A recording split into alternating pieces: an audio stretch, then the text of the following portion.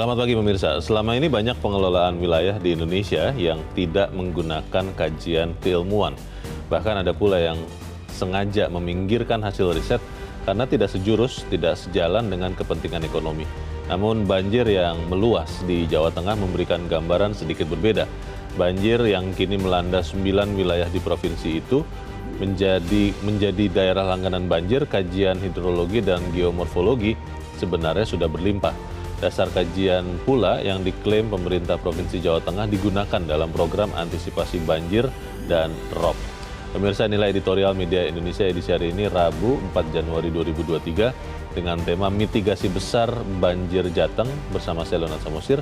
Editorial Media Indonesia ini juga dapat Anda dengarkan melalui MG Radio Network di frekuensi 94,7 FM di kawasan Jakarta dan sekitarnya. Para pendengar dan Anda semua bisa ikut menyatakan pendapat Anda dengan menelepon nomor 021 583 99 100. Dan pemirsa, pagi ini telah hadir bersama saya anggota Dewan Redaksi Media Group, Eko Rahmawanto. Mas Eko, selamat pagi. Selamat pagi, Leo. Tidak masalah kena banjir menuju sini?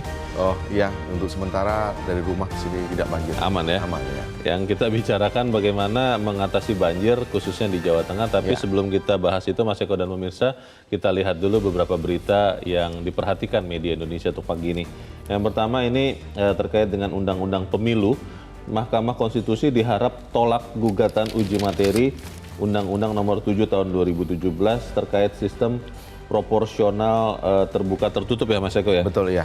Ini saya belum mengikuti yang menggugat ini sebenarnya siapa ini dan kenapa lalu kemudian minta jadi proporsional tertutup ya Mas Eko? Ya, ada beberapa orang ya, salah satunya mungkin kader partai begitu ya. Dari beberapa fraksi di DPR, hampir semuanya menolak ya, kecuali PDIP. Jadi kalau memang nanti akhirnya disetujui, tentu kita tidak akan melihat seperti yang di 2019. Jadi kita hanya melihat logo partai gitu ya. Yang akan kita pilih gitu ya. Jadi bukan kader partai yang... Bukan orangnya. Betul. Jadi ini yang kemudian dikritik oleh parpol-parpol yang ada di Senayan. Memang kalau kita kembali ke proporsional tertutup itu seperti menzalimi demokrasi ya. Jadi memang proporsional terbuka ini kan sudah diatur dulu, sudah relevan di pemilu sebelumnya, jadi dipertahankan saja. Jadi kalau kemudian diubah-ubah hanya mengikuti satu partai aja, kemudian MK menyetujui, ini mundur nanti demokrasi kita ini. Yang menarik juga adalah yang melontarkan wacana ini pertama kali Ketua KPU ya? Iya, memang waktu itu ditanya oleh wartawan, kemudian dia melontarkan isu itu yang kemudian disambut banyak pihak. Yang kemudian itu menjadi viral, kemudian menjadi pembicaraan. Tidak seharusnya Ketua KPU melayangkan pernyataan seperti itu, karena memang sebelum-sebelumnya juga sudah ada sistem proporsional terbuka yang digunakan di pemilu sebelumnya. Bukan dipesan ya untuk mengatakan itu ya? Kayak saya kurang tahu persisnya. Mungkin di dunia politik ini semua hal bisa terjadi ya. Tapi intinya kita dukung proporsional terbuka supaya kita dikatakan tidak membeli kucing dalam karung ya. Iya, betul. Kita kan inginnya bukan kucing, kita inginnya singa-singa yang berani menyuarakan suara kita di parlemen. Semoga itu yang nanti kita pilih. Kita ikuti nanti perkembangannya seperti apa. Kita beralih dulu ke berita selanjutnya ini di halaman 2, di halaman dalam di harian Anda pemirsa, terkait dengan peraturan pemerintah pengganti undang-undang atau Perpu Cipta Kerja. Dikatakan di dalam berita ini Mas Eko memicu ketidakpastian. Ketidakpastian apa yang dimaksud? Ya, banyak sekali yang diungkapkan oleh beberapa narasumber yang kita sengaja pilih terkait dengan Perpu Cipta Kerja ini. Misalkan Ketua Apindo nih Pak Haryadi Sukamdhani, dia lebih menyoroti sejumlah klaster aturan dalam Perpu ini. Kemudian dia mengatakan katanya tidak dilibatkan dalam Perpu ini. Kemudian juga beberapa pengamat menyebut ini menimbulkan polemik. Meskipun Presiden mengatakan bahwa ini untuk kepastian investor begitu ya. Tapi memang kalau kita melihat pembangunan iklim investasi yang kondusif itu sebenarnya harus ada perencanaan yang matang ya, serta melibatkan partisipasi publik secara organik. Jadi ini di dalam berita dikatakan ditolak sejumlah fraksi. Kalau kemudian nanti mayoritas menolak Perpu ini, apakah tetap berlaku atau memang harus batal jadi ya Mas Eko? Ya kalau kita melihat fraksi di DPR ini kan mayoritas pro dengan pemerintah ya, koalisinya. Jadi ini hanya gimmick aja kalau saya sih melihat. Nah, nanti ujung-ujungnya juga pasti juga akan setuju dengan partai-partai yang pro dengan yang sekarang berada di koalisi pemerintah seperti PAN, P3. Ya mungkin yang konsisten akan menolak pasti ini PKS dan Demokrat yang memang berada di luar pemerintah. Dengan adanya Perpu Cipta Kerja ini artinya Undang-Undang Cipta Kerja yang tahun 2020 itu dibatalkan begitu kan ya? Kira-kira begitu ketika nanti sudah ini kan sekarang akan mau dibahas di DPR ya. Iya. Sampai kemudian kalau ternyata nanti ada yang menggugat lagi, dibatalkan lagi, dibuat lagi baru. Sepertinya begitu, Leo. Kita ikuti nanti perkembangannya seperti apa. Semoga pemerintah dan juga anggota Dewan Perwakilan Rakyat, wakil-wakil rakyat benar-benar mewakili kita ya Mas Eko ya? Iya. Bukan hanya mewakili kepentingannya sendiri. Kita ke berita selanjutnya, kembali ke halaman muka. Karena ini nanti senapas dengan editorial. Ini headline media Indonesia untuk pagi ini pemirsa, Jateng, Jawa Tengah mesti berbenah. Iya. Ini terkait dengan banjir yang kelihatannya tahun ini lebih besar atau sebenarnya sudah setiap tahun sebesar ini Mas Eko? Setiap tahun sebetulnya ada, karena memang Jawa Tengah itu kan di pinggir, terutama di ibu kota ya. Iya, Semarang ya. Itu kan memang di pesisir gitu. Pinggir laut. Kemudian yang sekarang ini kalau tidak salah 9 kota kabupaten ya, termasuk di Semarang. Kalau kita melihat di headline di media Indonesia ini kan kita melihat naik perahu begitu. Jadi memang di Kudus ini, bukan di Semarang. Di berita foto ini ya? Betul, jadi memang yang tahun ini sangat parah, Leo. Karena 9 kabupaten kota ini memang harus berbenah ke depan. Karena berulang-ulang ini di Jawa Tengah ini. Jadi harus ada salah solusi yang jitu lah menurut saya. Kajian dari beberapa pakar tentang topografi, tentang tata kelola kota dan lain-lain itu sebenarnya sudah banyak. Tinggal kita menerapkan mana yang paling pas untuk diterapkan di sana. Repotnya kan kalau tidak salah Jawa Tengah kan sekarang menjadi tujuan investasi ya. Banyak pabrik, banyak usaha dari wilayah Banten, Jawa Barat, Jakarta itu relokasi ke Jawa Tengah. Salah satunya Mas Eko karena disebut-sebut relatif lebih murah upahnya. Betul. Lalu kemudian ketersediaan fasilitas dan sarana. Kalau kemudian ini banjir tidak tertangani, bahaya juga ya untuk pertumbuhan Indonesia loh. Betul. Jadi eksploitasi ini kan sebetulnya sudah berlangsung lama yang mengakibatkan kemudian banjir di Jawa Tengah. Leo sebutkan tadi kawasan ekonomi yang di Kendal. Nah itu kan juga menjadi salah satu dibangun di pesisir begitu. Kemudian juga industri Wijaya Kusuma itu juga termasuk. Kemudian tol laut yang membentang dari Semarang ke Demak. Kemudian pemanfaatan ruang laut juga di Semarang ke Demak itu salah satu hal-hal yang kemudian diabaikan oleh pemerintah Provinsi Jawa Tengah. Yang itu dikritik, bahkan dikritik banyak pihak termasuk Walhi Jawa Tengah. Jadi hal-hal seperti itu harusnya menjadi concern pemerintah Provinsi Jawa Tengah untuk memperbaikinya. Baik, kita langsung ke editorial pemirsa dan Mas Eko yang pada hari ini diberi judul Mitigasi Besar Banjir Jawa Tengah. Akhirnya kan pertanyaannya itu ya Mas Eko ya, apakah kalau saya terus terang percaya bahwa pemerintah di Jawa Tengah dan kota-kota di situ berusaha menyejahterakan rakyatnya. Salah satunya adalah dengan mencegah banjir. Tapi ketika banjir besar terjadi, saat kita berbicara ini pun masih ada banjir itu di banyak kota di sana. Kan akhirnya pertanyaannya begini, yang diutamakan adalah menangani banjir atau menumbuhkan ekonomi. Karena kan disebut-sebut karena pembangunan di wilayah-wilayah yang harusnya tidak dibangun, itu membuat banjir lebih parah. Kalau tidak dibangun, artinya banjir tidak lebih parah, tapi ekonomi tidak jadi lebih maju. Bagaimana? Harusnya memang beriringan kalau mau maju dua-duanya. Artinya begini, kawasan industri yang sudah disediakan harus juga melihat konsultasi atau mungkin berbicara ya dengan mereka yang mengerti tentang lingkungan. Ini kan berhubungan. Ketika Anda menabrak hal itu, kemudian yang harusnya menjadi resapan air itu menjadi tidak ada. Banjir itu kan lambat laun pasti akan terjadi jika itu semua hal-hal yang itu diabaikan. Bukan hanya karena cuaca ekstrim yang disebut-sebut belakangan ini terjadi di Indonesia. Cuaca ekstrim sebetulnya semua terjadi di beberapa daerah di Indonesia ya. tapi kan yang di lain-lain juga tidak terjadi banjir. Tidak banjir besar seperti ini sekarang. Oke. Iya, jadi memang jangan kemudian cuaca ekstrim itu menjadi alasan. Karena BMKG sebelumnya juga sudah memperingatkan bahwa akan terjadi curah hujan yang sangat tinggi, terutama di Jawa Tengah. Jawa Tengah ini kan topografinya berbeda dengan daerah-daerah lain. Jadi ada yang bukit yang tinggi dari selatan itu ke bawah sehingga airnya itu deras sekali. Jadi pertanyaannya Mas Eko, apakah kemudian nanti Semarang atau Jawa Tengah ini harus pindah besar-besaran karena kan itu juga disebut-sebut salah satu alasan kenapa ibu kota Jakarta mau dipindahkan ke IKN. Apakah harus seperti itu atau bagaimana, kita akan bahas dan pemirsa, inilah editorial Media Indonesia untuk hari ini Rabu 4 Januari 2023, mitigasi besar banjir Jawa Tengah.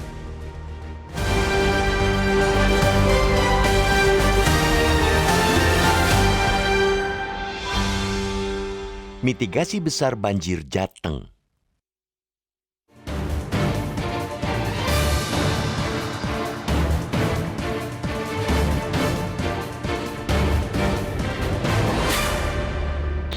Selama ini, banyak pengelolaan wilayah di Indonesia yang tidak menggunakan kajian keilmuan. Bahkan, ada pula yang sengaja meminggirkan hasil riset karena tidak sejurus dengan kepentingan ekonomi. Namun, banjir meluas di Jawa Tengah atau Jateng memberi gambaran sedikit berbeda. Banjir kini melanda 9 wilayah, yakni Kabupaten Tegal, Kabupaten Pekalongan, Kota Pekalongan, Kabupaten Kendal, Kota Semarang, Kabupaten Kudus, Kabupaten Demak, Kabupaten Pati, serta Kabupaten Grobogan.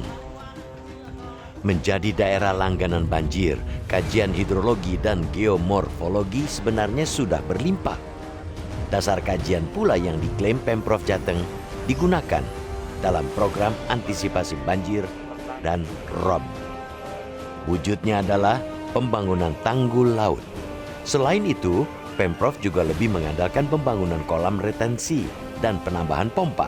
Namun alih-alih membaik dari masa sebelumnya, banjir meluas dan sulit surut. Jika melihat lagi lebih dalam per wilayah, banjir juga meluas ke area-area yang sebelumnya tidak terkena banjir. Beberapa kali menyebut perluasan area banjir disebabkan bukan karena hujan, melainkan lebih karena limpasan.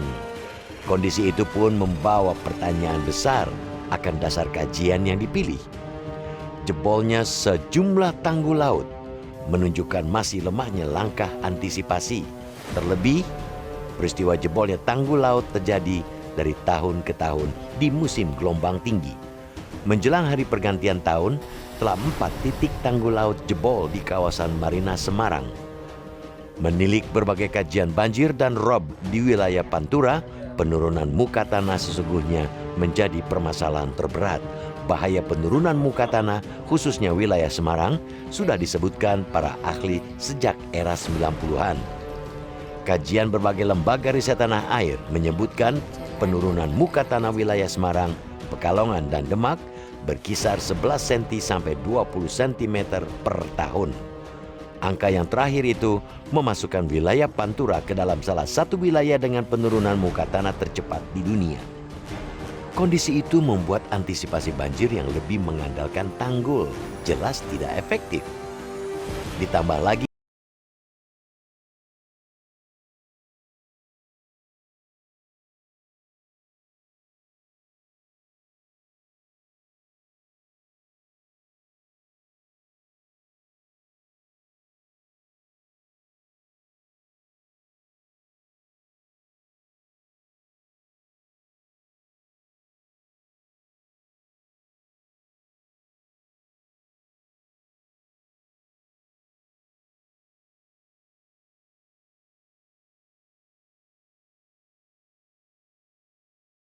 ia menyarankan no development zone di wilayah terdampak penurunan muka tanah. Langkah serupa telah berhasil di Jepang. Zona tanpa pembangunan memang pilihan berat, namun sebelum itu berbagai langkah antisipasi semestinya bisa dilakukan Pemda. Nyatanya, pembangunan terus saja digenjot tanpa pembatasan kawasan.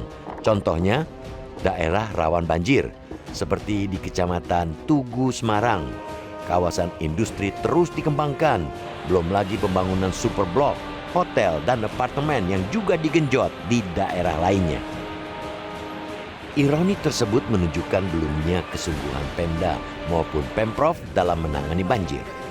Dengan ancaman perubahan iklim yang sudah di depan mata, sudah saatnya mitigasi besar dilakukan di Jateng. Langkah nyata dengan pembatasan pembangunan hingga penghentian penyedotan air tanah urgen dilakukan. Tanpa itu, banjir berulang dan semakin luas bisa lebih sering terjadi.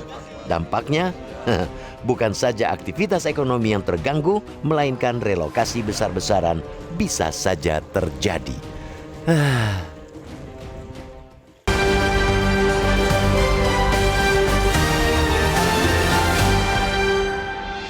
Anda bisa ikut menyatakan pendapat Anda di bagian berikut selepas jeda, pemirsa. Untuk saat ini, tetaplah bersama kami.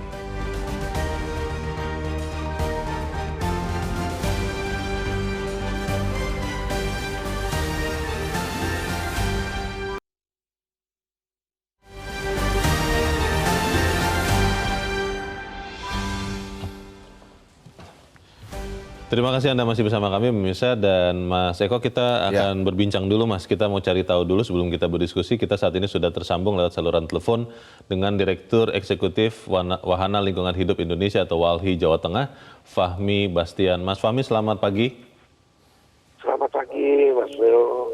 Ya, Mas Fahmi, pertanyaan pertama saya adalah yang terjadi di Jawa Tengah dan sekitarnya, Semarang dan sekitarnya di Jawa Tengah saat ini banjir besar itu memang sesuatu yang bisa diprediksi sebelumnya, atau memang ini sesuatu yang tidak bisa diprediksi karena disebut-sebut cuaca ekstrim yang selama sekian puluh tahun tidak terjadi, Mas Fahmi?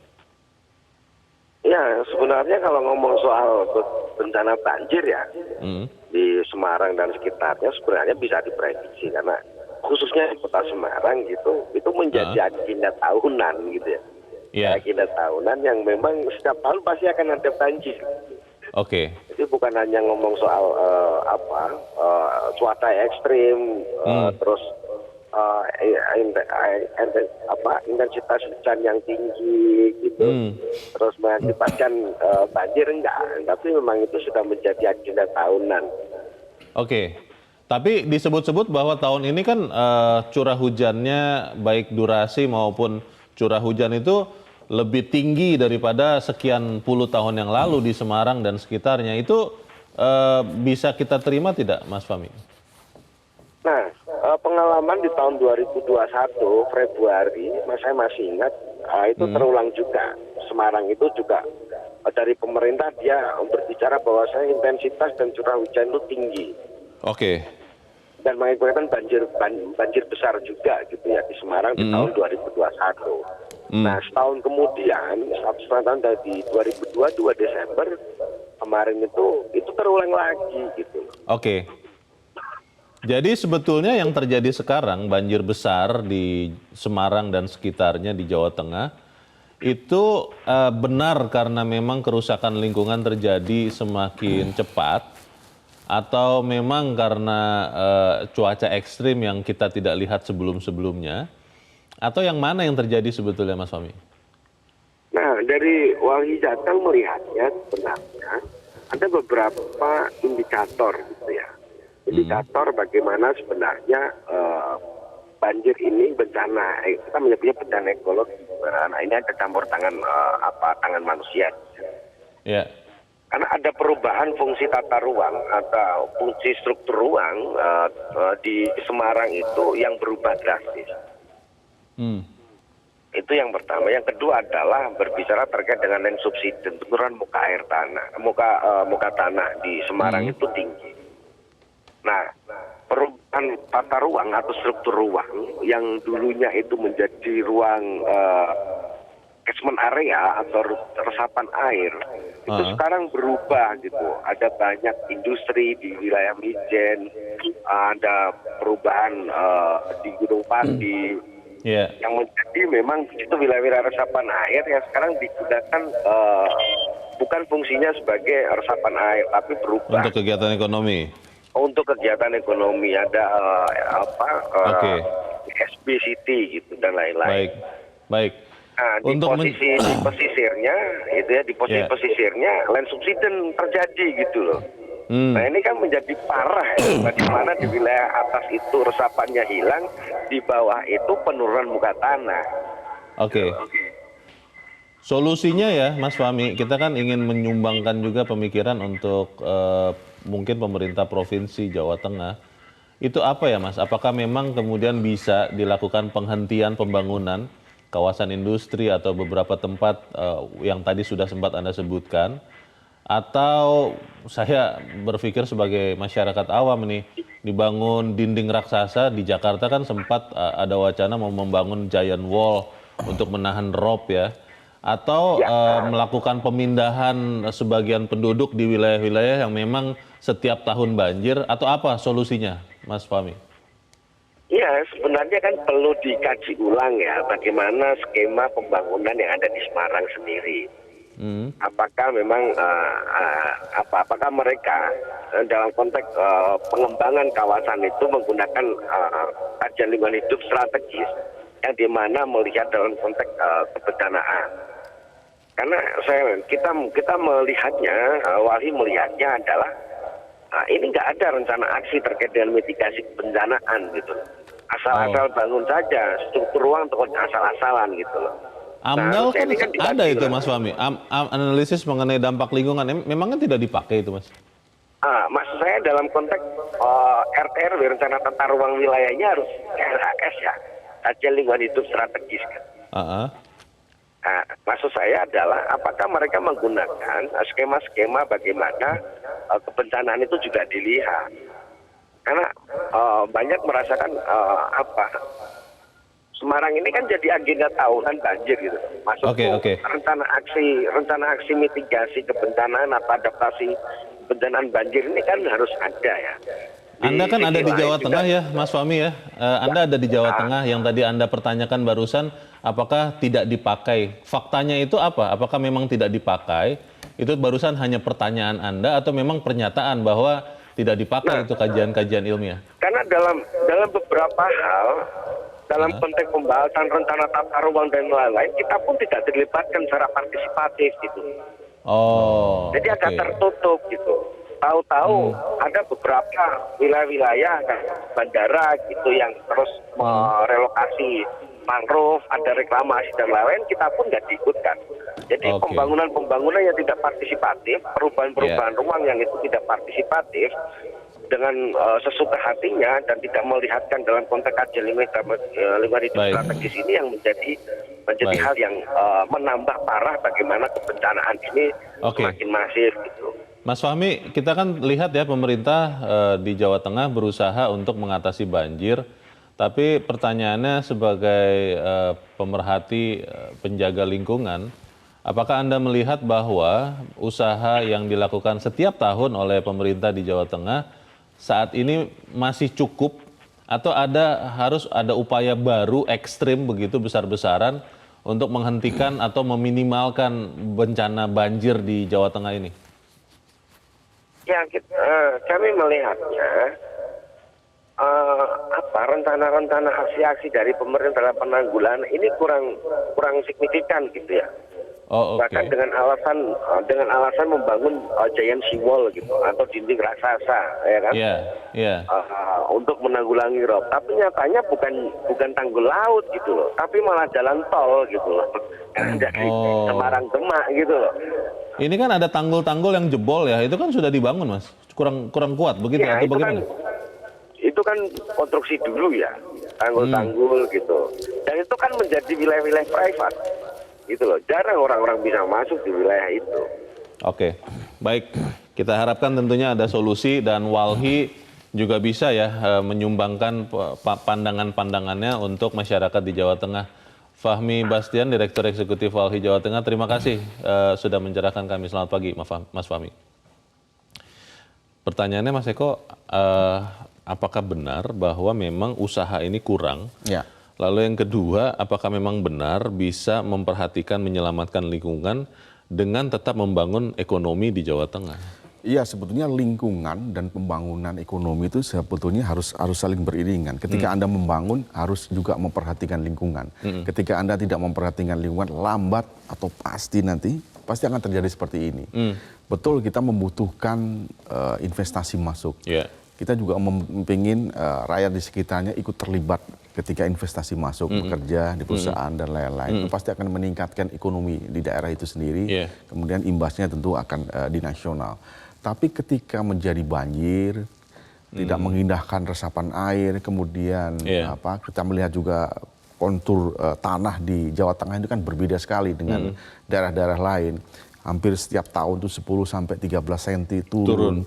Kalau lihat Anda di Semarang, mungkin jalan-jalan, bahkan banjirnya itu di pusat-pusat kota, kalau terjadi rob begitu, sangat mengkhawatirkan. Jadi perlu memang ada terobosan-terobosan yang jangka pendek, menengah maupun panjang. Nah, mungkin sekarang sudah mulai dilibatkan pemerintah pusat, dalam hal ini PUPR, untuk mengatasi juga solusi ini.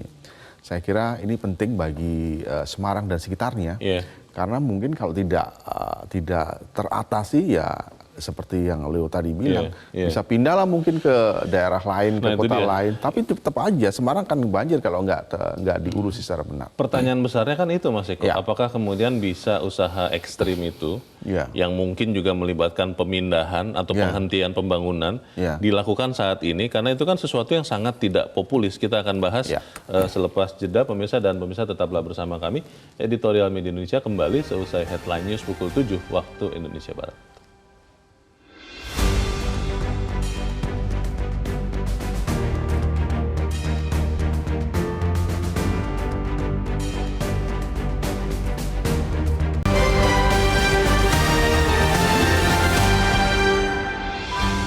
Media Indonesia mengajak Anda untuk mengakses fitur premium e-paper. Dengan sajian konten berbasis intelektual dan meneguhkan kebangsaan, Media Indonesia tampil dengan lebih dinamis melalui e-paper Media Indonesia yang dapat Anda akses kapan saja, di mana saja. Caranya mudah, download aplikasi Media Indonesia di Android atau ketik link e-paper.mediaindonesia.com atau bisa scan QR Code pada layar kaca Anda. Klik tab e-paper di bagian samping layar tablet Anda, daftarkan data diri, serta pilih paket berlangganan e-paper Media Indonesia sesuai dengan kebutuhan Anda. Nikmati juga bonus spesial tambahan 4 halaman rubrik fokus setiap hari. Semua bisa Anda dapatkan hanya di e-paper Media Indonesia. Untuk informasi lebih lanjut, hubungi customer service di nomor 0811 1201 2018 atau kunjungi media sosial @Media Indonesia. Media Indonesia, referensi bangsa. Terima kasih pemirsa, Anda masih bersama kami di Editorial Media Indonesia. Dan Mas Eko, sekarang kita mau mendengarkan dulu Mas pendapat dari pemirsa Metro TV. Saat ini kita sudah terhubung dengan pemirsa Metro TV di Batam, Kepulauan Riau, ada Pak John Veto. Pak John, selamat pagi. Selamat pagi, Bung Leo. Selamat pagi, Mas Eko. Salam sehat selalu. Salam sehat, Pak John. Bagaimana Pak, Anda melihat kita bisa tidak membantu saudara-saudara kita di Jawa Tengah supaya tidak kena banjir yang kelihatannya tahun ini malah makin besar ini? Bagaimana Pak John? Ini kita cukup miris betul, sedih betul kita di tahun baru ini. Seharusnya kan masyarakat kita bersukaria, tapi nyatanya saudara kita yang di Jawa Tengah malah kena musibah banjir dan tidak tanggung-tanggung. Ada 9 kabupaten kota yang terdampak banjir. Jadi gini, Mas Eko, saya bercermin pada daerah kami aja lah di Kepri. Mitigasi ini seharusnya kan udah dari awal-awal, karena sekarang kan memang fenomena alam sekarang berubah-ubah. Tapi apa kata Bung Fahmi tadi, yang dari Walhi tadi, itu sangat betul. Kami tengok aja lah sekarang kami di Kepri ini sering jalan terganggu sekarang nih. Kenapa terganggu jalan nih? Tahu-taunya pemerintahnya udah membuat saluran air besar, jalan turun boka. Jadi ada upaya dievaluasi gitu. Apalagi ini pengembang ini kan nakal ini. AMDAL ini kan dia abai, AMDAL. Apalagi ada lagi kerusakan lingkungan. Jadi kayak sekarang nih. Kalau saya tengok di TV, ada 1 meter lebih tingginya masih. Berapa lama lagi dia airnya surut itu, kering itu. Apalagi daerah pesisir yang ada namanya pasang keling namanya ROB itu. Anak pas hujan tinggi udah seimbang ketemu dia. Akhirnya banjir. Tapi kata kuncinya Bung Leo, ya harus pengembang dengan lingkung wali harus tak usah lah kita sembunyikan. Ya, apalagi perumahan-perumahan sekarang kan skala besar itu.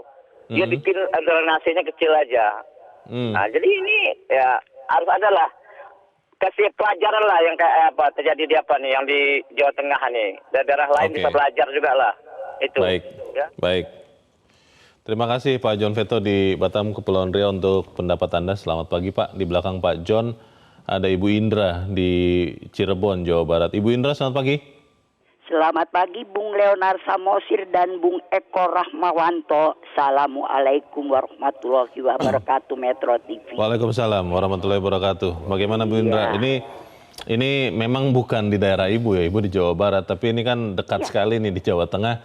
Kalau Anda melihat Bu Indra, apakah bisa pembangunan yang disebut-sebut jadi akhirnya memperparah banjir di sana itu dihentikan? Ini kan tidak populer ini. Bagaimana Bu Indra? Ya, betul.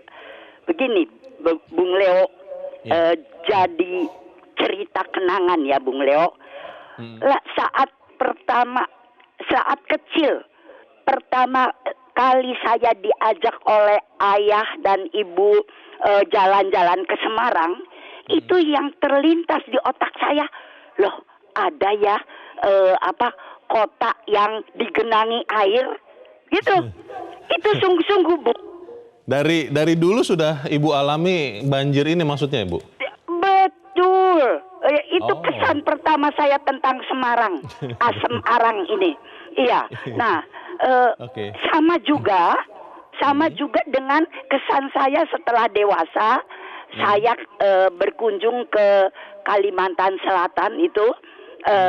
Begitu keluar dari bandara di Banjarmasin itu, yang saya lihat di sekeliling itu air dan air. Jadi saya pikir, wah ini memang sudah biasa gitu. Jadi iya kan bertahun-tahun di Semarang nggak ada perubahan. Jadi dalam hati saya, ya memang sudah kebiasaan. Ada orang yang bisa hidup di daerah seperti itu, di atas laut aja ada. Nah, kemudian nah ini, kalau ada suara sumbang, yang terjadi kontradiksi. Di satu sisi membangun tanggul untuk supaya rob tidak masuk. Di sisi lain di tengah kota penggenjotan jadi air tanah itu, sehingga air laut kan meresap itu. Bapak yang tadi dari mana itu mengatakan malah dibangun jalan tol. Iya. Nah itu jalan tol itu jadi seperti tanggul untuk membendung supaya banjir itu. Di Cirebon sendiri mengalami begitu. Setelah jalan-jalan ditinggikan itu malah terjadi banjir. Nah, sebentar lagi Bung Leo, kalau ada prediksi, sekarang kita punya alat canggih. Ada yang namanya Sadewa, begitu. Bisa memprediksi cuaca 3 hari ke depan, 6 hari ke depan. Nah, cuaca ekstrim katanya. Alih-alih dilakukan mitigasi bagaimana, malah dijadikan alasan. Iya, banjir ini terjadi karena cuaca ekstrim. Jadi kita harus menghadapinya dengan kesabaran dan bla bla bla bla bla. Begitu. Baik. Ya, terima kasih Bu Indra di Cirebon, Jawa Barat. Kita sudah menangkap maksud Bu Indra ya, jangan menyalahkan keadaan begitu ya Mas Eko ya. Kira-kira begitu ya. Kita dianugerahi akal, pakailah begitu. Kita masih ada pemirsa Metro TV berikut di Temanggung. Nah, kali ini dari Jawa Tengah nih Mas Eko. Ada Pak Sukarwan. Pak Sukarwan, selamat pagi. Selamat pagi Bang Leo, selamat pagi Metro TV. Selamat pagi Pak Sukarwan. Anda kena banjir juga tidak? Ini kan di Jawa Tengah juga nih, tidak ya? Ya, saya tuh kan di daerah Kabupaten Temanggung paling utara perbatasan dengan Sukorejo. Sukorejo itu kota Kendal paling Kabupaten Kendal paling atas. Jadi ya bebas lubas dari banjir, zero banjir, alhamdulillah. Iya. Tapi kan ya ini kan sudah banyak sekali nih Pak kena banjir ya, dan tahun ini kelihatannya lebih besar daripada tahun-tahun lalu. Kalau Anda lihat Pak Sukarwan, bisa tidak kita kemudian melakukan langkah ekstrim, menghentikan pembangunan khususnya di daerah-daerah resapan air atau daerah-daerah yang selalu terkena rob, dan itu dilakukan untuk masyarakat di Semarang dan sekitarnya di Jawa Tengah. Bisa tidak kalau menurut Anda Pak Sukarwan? Jawabnya bisa, penjelasannya begini. Contoh negeri Belanda. Negeri Belanda daratannya lebih rendah daripada laut, tapi Belanda bisa mengatasi. Contoh-contoh lain, bangunan-bangunan Belanda di Indonesia tahun 45 sekarang masih megah. Karena kalau membangun itu tidak dikorupsi dan betul-betul dilaksanakan apa adanya anggarannya. Selanjutnya, ketika tahun 1972, saya kelas 3 SD, Demak itu pernah banjir raksasa, banjir parah, kena dampak. Saya ingat persis, saya kelas 3 SD, disuruh ibu guru, semua SD-SD di sekitar saya, kalau punya baju atau celana layak pakai dikumpulkan, dikemas, dikirim ke Demak untuk menyumbang bantu anak-anak mereka yang kena dampak. Itu tahun 72. Nah, sekarang tahun 2023 kena banjir lagi Pantura, khususnya Semarang, Demak, Kudus. Kalau di daerah Pantura itu kan penduduknya padat jejer real. Kalau di Kalimantan Timur atau di Aceh 50 kecamatan mungkin penduduknya hanya sekitar 50.000. Tapi kalau di Pantura hanya 15 kecamatan mungkin 200.000 atau 150.000 terdampak karena sangat padat luar biasa. Ini yang menjadi masalah. Yang selanjutnya banjir-banjir seperti ini, cuaca ekstrim itu bisa diprediksi karena angin muson barat itu pasti datang awal akhir Desember sampai awal Februari. Lihat saja nanti kalau sudah Maret, April, Mei, Juni, Juli, zero angin, zero ekstrim. Yakin kalau angin muson timur yang datangnya dari timur kan tidak membawa uap air, datangnya kemarau di Indonesia. Kalau angin muson barat itu mesti bulan-bulan pasti angin basah dan akan membuat cuaca ekstrim. Ini bisa diantisipasi sebetulnya. Nah, yang terakhir para pengembang, pemborong itu jangan nakal. Makanya pengembang itu dikatar P4 biar tahu 36 butir itu semua ada semua perilaku manusia di sana. Itu sekali lagi pemerintah hidupkan lagi penataran P4 untuk semua sektor. Oke. Baik, terima kasih Pak Sukarwan di Temanggung, Jawa Tengah untuk pendapat Anda Pak. Selamat pagi. Pak Sukarwan ini konsisten Mas Eko untuk apapun solusinya adalah Pancasila atau P4. Benar juga. Tapi kalau kembali melihat pendapat dari para pemirsa ini Mas Eko, pertanyaan besarnya kan tentunya pemerintah di Jawa Tengah tidak berdiam diri. Sudah dilakukan usaha-usaha, tapi rupanya banjir tahun ini jadi lebih besar dibandingkan tahun-tahun lalu. Apakah bisa dilakukan langkah ekstrim? Kalau di editorial kan dikatakan hentikan pembangunan di wilayah-wilayah yang harusnya memang tidak dibangun karena sudah turun begitu rupa tanahnya. Karena kalau itu dilakukan kan sangat tidak populer, masyarakat kan tidak happy juga, investor tidak happy juga. Bagaimana Mas? Kawasan industri yang di Kendal itu memang pembangunannya sedang pesat. Banyak investor masuk di sana dan itu resapan air. Itu yang banyak dikritik oleh banyak pihak termasuk Walhi. Apakah akan dihentikan? Saya kira tidak bisa karena memang situ sudah ada pembangunan sudah mulai dan banyak investor yang sudah pesan atau coupling begitu. Tinggal pembangunan itu akan terus berjalan. Karena itu sudah terjadi, maka harus ada alternatif lain yang bisa dilakukan. Misalkan Om Leo tadi bilang kalau di Jakarta ada untuk menghadang rob banjir itu, Giant Wall, mungkin bisa diterapkan di sana. Saya kira PUPR juga pasti akan mengerti. Sekarang sudah mulai bekerja untuk solusi jangka panjang. Kenapa solusi jangka panjang? Kalau kita melihat pembangunan yang ada di Semarang dan lain-lain pesisir itu pasti akan terdampak ketika banjir rob itu akan kembali terjadi. Nah, solusinya bagaimana? Solusinya yang itu tadi saya sebutkan tadi. Pertama tentu kita harus evaluasi kasus serupa jangan sampai kemudian terjadi kembali. BNPB sudah memperingatkan evaluasi kasus ini, kemudian merencanakan rehabilitasi, rekonstruksi yang benar begitu. Kemudian mitigasi oleh kepala daerah di banyak tempat termasuk 9 daerah yang kena terjadi banjir itu juga harus jelas. Dari ke depan itu mau apa gitu. Jadi ketika pemerintah masuk membantu, PUPR harus ngerti apa yang harus dikerjakan begitu. Kalau kita melihat Bu Indra tadi, kemudian Pak siapa tadi yang di Batam, Pak John Veto, mengatakan bahwa banjir itu sudah lama. Bahkan kesan pertama Bu Indra ke Semarang tadi banjir. Itu sekian puluh tahun yang lalu padahal. Betul, padahal tahun 70-an. Mungkin Pak Sukarwan di Temanggung juga demikian kesannya. Di bukan di Semarang tapi di Demak. Itu kan artinya apa? Artinya memang banjir itu memang jadi langganan di Jawa Tengah dan tidak ada solusi yang tepat. Karena banjir itu sering terjadi. Bahkan tahun 70 saya berbanjir. Sampai sekarang 2003 tetap banjir. Jadi apa yang harus dilakukan ya? Saya nggak ngerti nih kenapa ya bisa terjadi pemerintah provinsi ini. Apa yang ini kan waktunya sebetulnya panjang sekali. Harus ada solusi yang jitu gitu loh. Waktu yang panjang ini terbuang sia-sia kalau tidak ada solusi yang gitu. Kalau bicara pembangunannya kan memang pesat di sana ya. Dan investor lokal dan luar negeri itu kan sangat tertarik masuk ke Jawa Tengah. Sudah masuk, sedang masuk, dan akan masuk lebih banyak. Betul. Dan itu kan sebetulnya bagus untuk masyarakat baik di Jawa Tengah maupun Indonesia.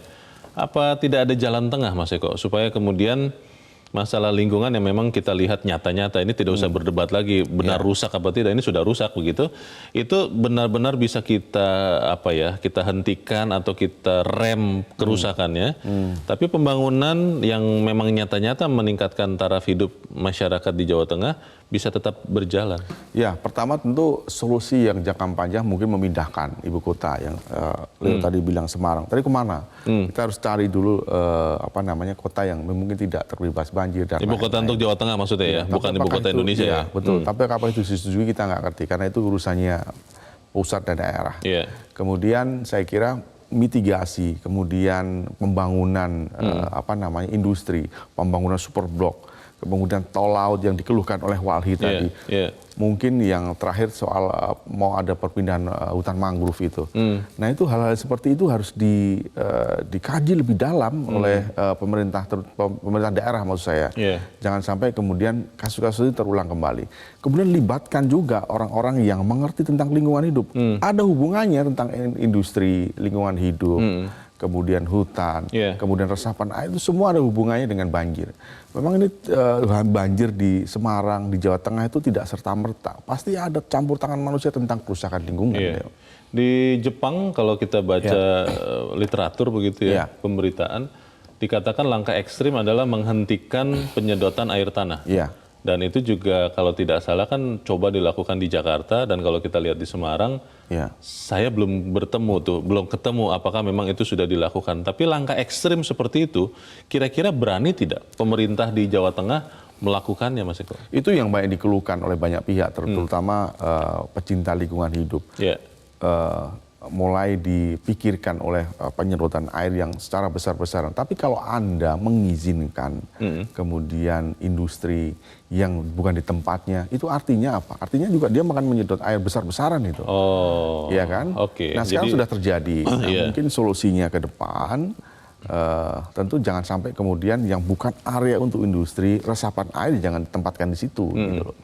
Kalau sekarang kan akhirnya banjir, kemudian menyalahkan banyak pihak, terutama juga kawasan-kawasan industri yang sebetulnya untuk resapan air.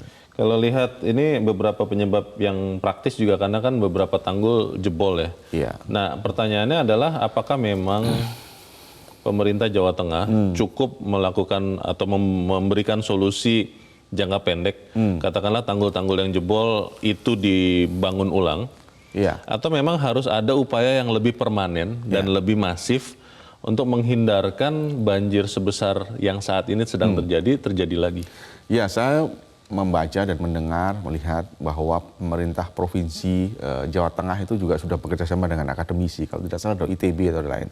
Ada solusi jangka pendek, ada solusi jangka menengah, dan solusi jangka panjang yang pernah diutarakan oleh Gubernur Ganjar Pranowo. Nah sebetulnya solusi-solusi ini yang harus kemudian di-share ya kepada masyarakat apa sebetulnya yang harus dilakukan oleh pemerintah dan akademisi itu. Benar nggak? Benar nggak ini cocok nggak dengan Jawa Tengah? Kira-kira begitu. Ditahan dulu Mas Eko karena nanti kita harus berbagi solusi itu di bagian berikut, dan pemirsa tetap bersama kami, Editorial Media Indonesia segera kembali.